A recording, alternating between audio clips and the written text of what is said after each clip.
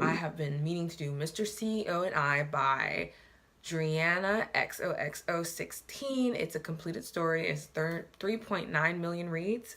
It has 159,000 K votes, and it has 52 parts of the story. You know how I do. I read the little blurb, and then we go on in. Of course, the thing is, like, I had one story where I think you guys know the story. It's My Bodyguard Hates Me.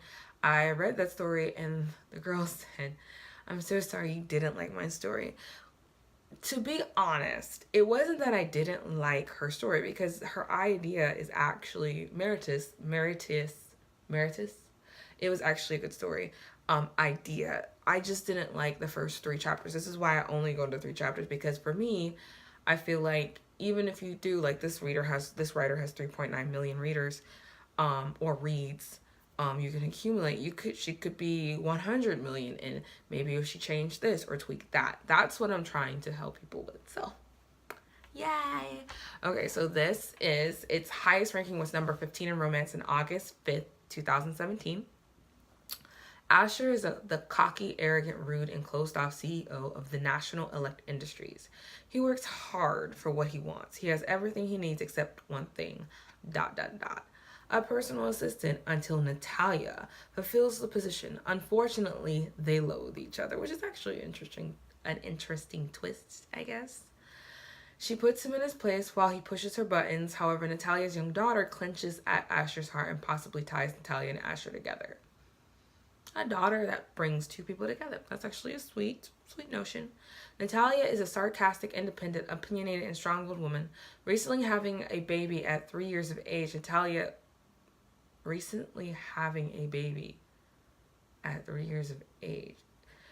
If I was an idiot and I wasn't really paying attention, I would assume she's saying that Natalia had a baby recently, but she herself is the age of 3.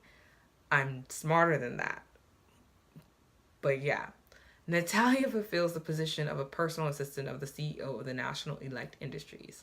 She accepts the job to make a successful living for her and her daughter. However, she can't stand him, let alone working for him. However, Natalia's little daughter warms up to Asher. She sees a side of him that draws her to him and possibly take interest in. I mean, right now I'm reading it. It's number 26 in romance, and it's Thursday, so that's pretty legit. Any rankings Wednesday, Thursday, and Friday and Saturday are pretty legit rankings. Monday and Tuesday, most people don't update on those days. Now, first and foremost, I already pre-read the 3 chapters. You know how I do. I pre-read them. Going into the first chapter, let's just go into the first chapter. And this video might be short because I have certain things that triggered. I was triggered. So first of all, the first chapter is about her waking up and her daughter. Basically, you really don't know anything about Asher. You don't meet him, and it's her waking up to her daughter calling her name, and basically her daughter needs to go to the bathroom. Now, quite frankly, this chapter really kind of is not a good opening. I think I'm just gonna an honest review. It's not a good opening. Why? Because one, even though you already told us she had a daughter, we know she has a 3-year-old child, so there really wasn't a need to open up with that. Now, of course, we're gonna need to talk about the daughter as we go on with the story, but when you open up with the child, I was thinking, okay, is this like a flashback? Is this gonna go into like her getting ready for work so you can meet the asshole boss? Is it gonna go straight into her interview? But instead, it's the night before her interview. So I'm kind of like, okay. So and then another issue I was having is kind of like a twist. It's like the Natalia is, I did this, I did that. I did this, I picked up this, to do that. I did this, and I did this, and I got this, and I did this. That was monotonous. Like, that was, like, I. And, of course, I mean, this is one of your older stories, so I'm going to assume that the author has changed this habit into her newer book. She has another book that's out. But, yes, that's something that kind of turns me off, personally, when I read a book or I open a book and it's like, okay, one, it doesn't start with kind of like the summary. So like, let's say for instance, if you start, okay, for instance, you can do it in her POV. Sorry, and like, you can tell it's late, obviously, because I don't have natural sunlight. I have a light on, but you can start in her POV, and you can tell a story in her POV. But even if you're writing her POV, you don't have to start every sentence with I, and it kind of feels like it, even though you might not. It's, I heard yelling from outside my bedroom. The yelling woke me up from my sleep, so I begun to get up from my bed. My head turned, looking at the clock, reading 3:05 a.m. I snapped my head again in front of me when the door creaked open, showing my little Mia. She stood there with her pink zebra pattern, so forth, so on, so on. This time I got off. We're going to skip some of the dialogue. This time I got off from the comfy bed and swung my legs over. Once my feet touched the floor, I hurriedly walked across my bedroom to Mia. I scooped her up in my arms, walking fast to the bathroom, making sure she doesn't pee on herself. Once I entered the bathroom, lifted the toilet seat up, I sat her on the toilet. Okay, again, some things you need fixed. Toilet and squatted down so I was eye level with her and began my routine that I do every time, encouraging her when she needed to use the restroom. Okay, I picked her up from the toilet seat and stood her up on the ground, helping her put... You're getting the vibe. I mean, yeah, I'm kind of speaking in a monotone because I'm tired, but you're getting, I did this and then I did that and then we walked over here and then I do what I do with like it. That doesn't bring color to the story. It's very gray. And again, I only judged the first 3 chapters. So basically, it's like if I was a reader and I was like, and you were like, why can't I get more readers? This might be something because that's definitely like, okay. So we go through the first chapter, and I have to say, there's nothing that goes, oh, next chapter, or ooh, I want to read this on. Other people will push through this, of course. Obviously, people have pushed through it, but the first chapter kind of feels like, why is it there? Like, okay, so we knew she had a 3-year-old because of your summary. We know she's going to have an interview at a job, or a job she hates technically, with a douchebag. We got that. I got that. So on to the next one. And this might seem super negative, but I'm just being honest because I find that I don't hate anyone's book because I feel like this idea is interesting, but the opening really doesn't pull or drag me in. It doesn't make me interested in what's next. So it's just chapter 2. And it's sad because, quite frankly, even if, let's say, after chapter 3, it would get better, most readers don't give a story till chapter 3 or 4 or 5 to get better. They're like, chapter 1, 2, 3, and then they're like, okay. Okay, so in the next chapter, you kind of have the same monotone of her getting out of bed, doing it. And the thing is, if she's late, I would have expected more activity, her wrestling around. You know, you didn't have to say she wore blouse. She wore a skirt. She did this. It's like she realized she had worn a skirt. She realized she was wearing a blouse.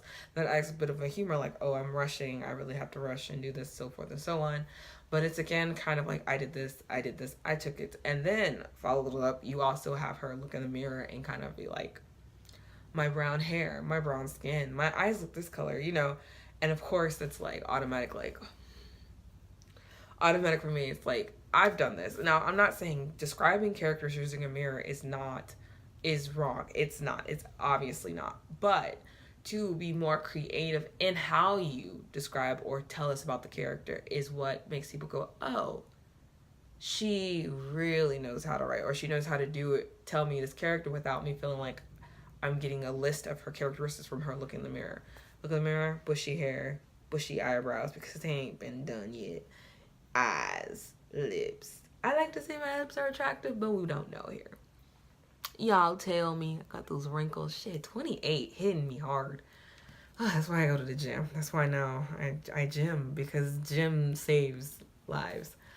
So, okay, we're going through, and it might seem like I read this again. I already read this, and like I said, there was nothing that kind of was like, oh my gosh, this is funny. Oh my gosh, this is hilarious. Like, nothing sucks me in.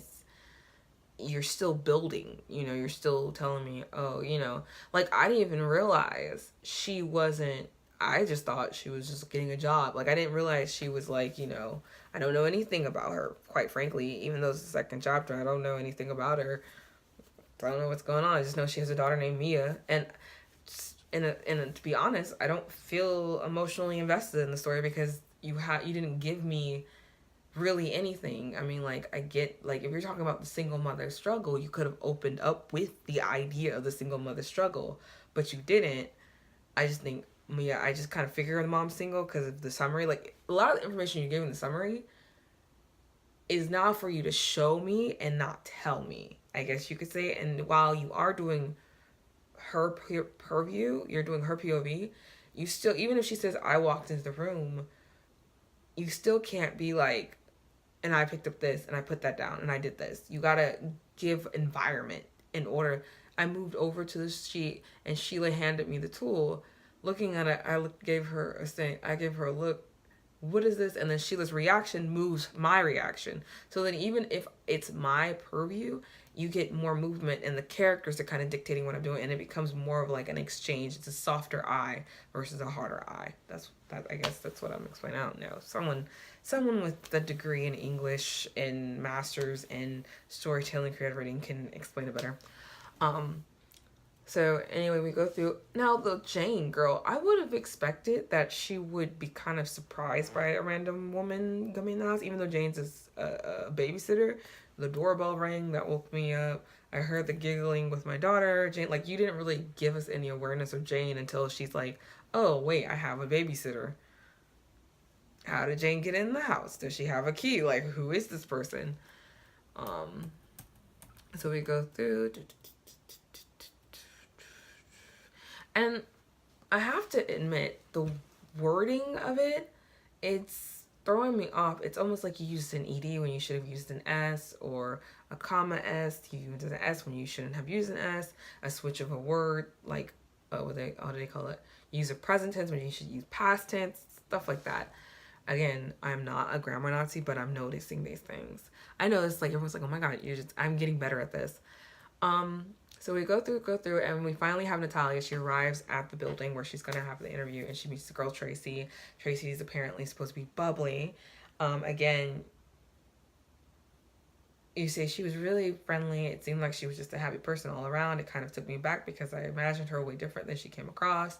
She just had excitement in her eyes every time she talked to me. It was kind of weird how she just said everything with a smile, and maybe I just wasn't used to it. Okay, what's weird to me is that you're assuming that she says everything with a smile, and this is your first time meeting her. You guys talked on the phone.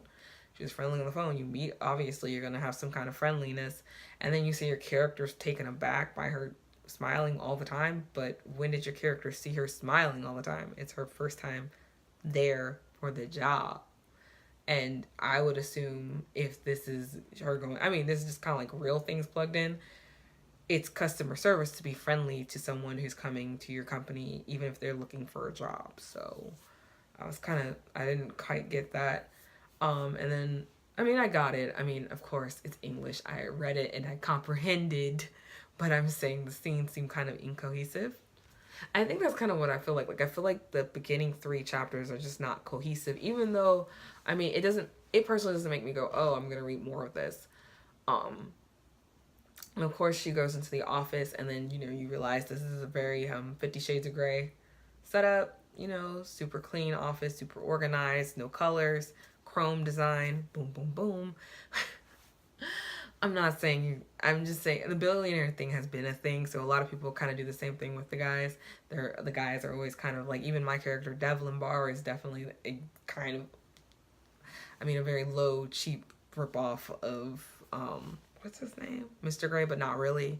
More based on the actual movie that the Twilight 50 Shades of Grey is based off. Anyway, so we get through, I'm serious, like, and then all of a sudden, in the middle of this, she's talking about her ex, and I was kind of like, well, I mean, I don't want to tell you how to write because I never want to do that, but personally, in my opinion, that monologue would have happened while she was driving to work. Because, first of all, the first chapter would have been her waking up late and her saying something to Jane as she's running around talking about how she had to get up late at night because Mia needed to use the bathroom. And then Jane's like, oh, and they're talking blah, blah, but she's rushing around and she's like, okay, bye, I'll see you guys in a minute. She kisses her daughter and she runs out the apartment. while she runs out the apartment, you start kind of having her inner monologue about her life, why she's running to the job, her ex. We don't get a lot of information, but we learn enough to know, okay, this dude might be a dick and a problem later. Because in that moving scene, you then can get a lot of information about her. You can see her stumble and trip and fall and break something, so you know she's kind of like, in a point in her life well, everything's kind of in a mess, in a whirlstorm. um so then she meets the guy, and the guy is piercing blue eyes, black hair, which, I mean,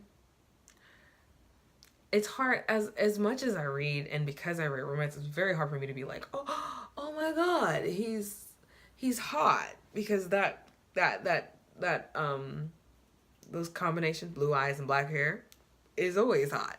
But that's not you. That's romance. That's romance, and needs to change itself a bit, become a little bit different. I have to say again, which makes me sad, because I think I had high expectations. I don't know. I think this was one of the ones I've seen this book a lot on Wattpad. Like, I'll be like looking for stories or looking through things, and I always see Mr. CEO. I always see it, but I never clicked on it. And now that I clicked on it, I guess I had like a little bit of expectations. It's not like I hated it. I don't hate it, because again, this is only me reading 3 chapters, so you can't hate a book. So I don't want that to be come across, but I don't feel grabbed by it. I don't feel like, oh, I need to read more of this. I kind of feel, okay, he's handsome. She's gonna be his secretary. She's struggling. She has a daughter. And it's no hate, no shade. I'm not a hater or anything like that.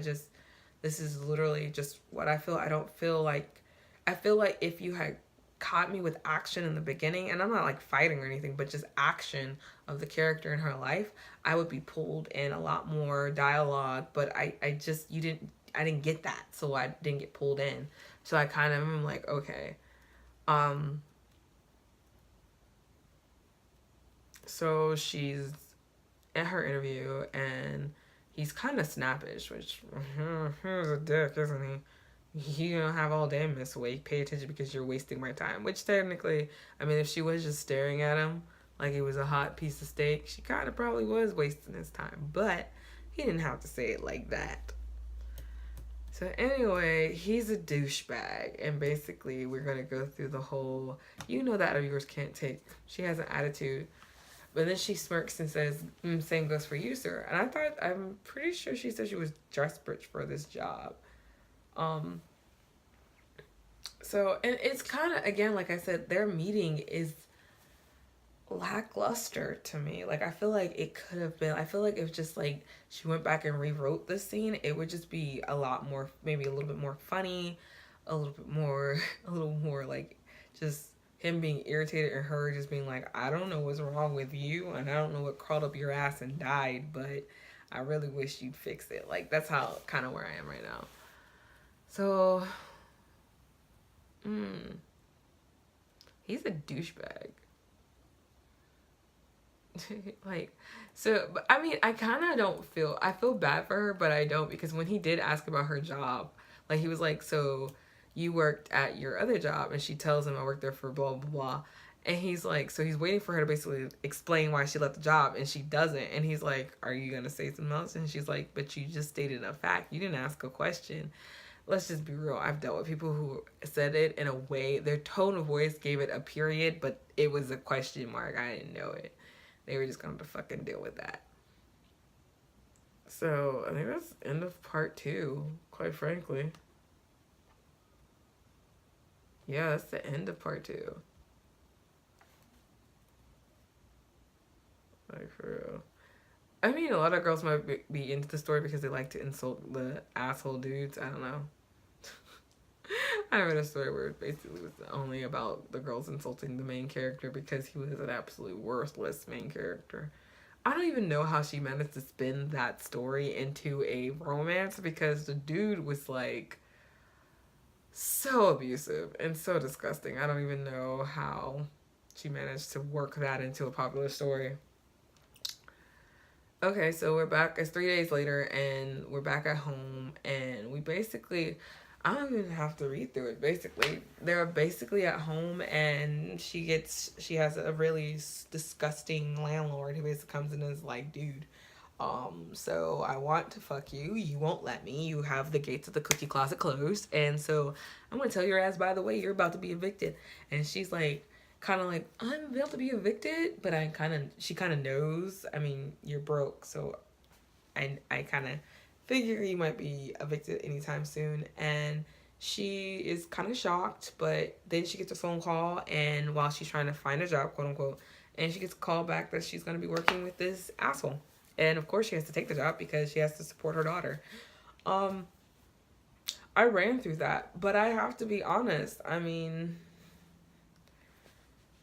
I understand that certain tropes are, a lot of people take the word tropes, quote unquote, tropes as a bad term, but that's not really, it's not really a bad term. It just says certain things, certain patterns of storytelling are popular.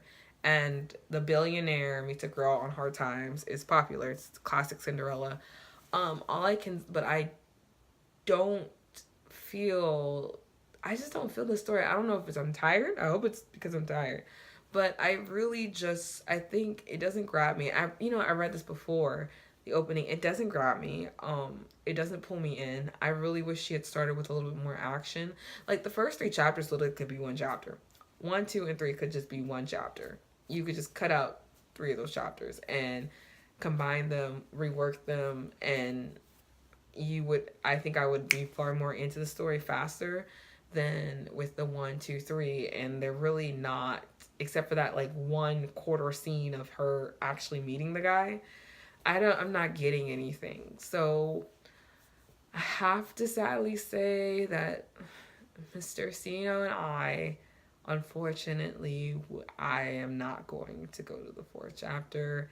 And I mean, if she rewrites the first 3 chapters and like makes them a little bit more, with a little bit more action, a little bit more a lot more dialogue, a lot more movement, a lot less monotony in the list of things she's doing, I would probably go to chapter 4.